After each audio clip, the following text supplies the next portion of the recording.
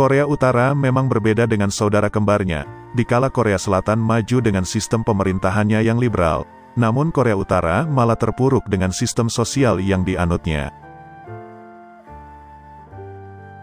Banyak warga Korea Utara yang tertindas dan hidup di jurang kemiskinan, akan tetapi mereka yang berada di lingkungan pemerintahan malah hidup menyenangkan.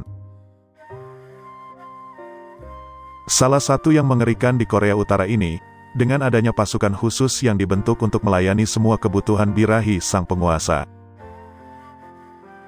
Pasukan tersebut mereka sebut dengan julukan Gipemko atau pasukan kenikmatan.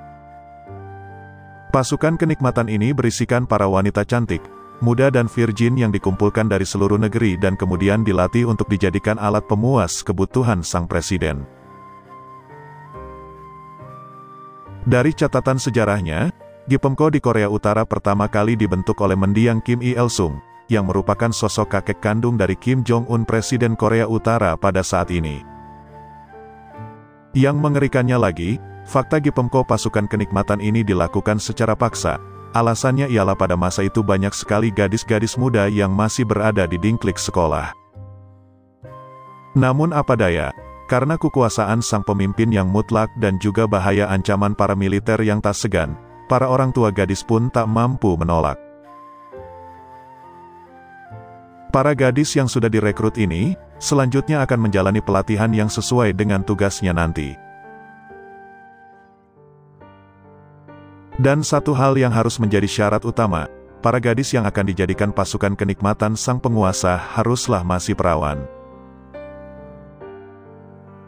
Para gadis muda yang direkrut paksa oleh pasukan militer akan dibagi dalam 3 kelompok besar yang siap melayani sang presiden. Mulai dari kelompok Manjokjo, yaitu pelayan seksual, Haengbokjo, tukang pijat, dan Gamujo, penari dan penyanyi. Namun sebelum resmi diangkat menjadi Gipemko, pasukan kenikmatan para gadis muda dan perawan ini akan terlebih dahulu diasuh secara intensif oleh departemen khusus. Adapun di akhir pelatihan semua gadis akan dipisahkan, mereka yang punya paras rupawan biasanya akan dijadikan selir bagi pemimpin. Nah, setelah sang pemimpin bosan dengan satu perempuan, biasanya para Gipemko akan dipensiunkan dengan cara dihibahkan kepada pejabat tinggi di negara ini. Dalam aturannya, para Gipemko kepunyaan Kim Jong-un ini biasanya akan diberhentikan dengan resmi di usia 22 hingga 25 tahun, dan akan digantikan dengan kelompok Gipemko yang baru. Pada awal masanya, Kim Jong-un sempat membubarkan pasukan kenikmatan ini pada masa awal pemerintahannya. Dari kabar yang beredar, pembubaran ini tak lepas dari kekhawatiran sang Presiden Grace terhadap kepercayaan yang ia rasakan dari semua pihak. Tak hanya pembubaran Gipemko yang dilakukan, di awal masa kepemimpinan Kim Jong-un juga banyak pejabat yang dipecat. Sehingga, kabar dari pembubaran Gipemko, sejatinya menjadi berkah bagi semua penduduk di Korea Utara.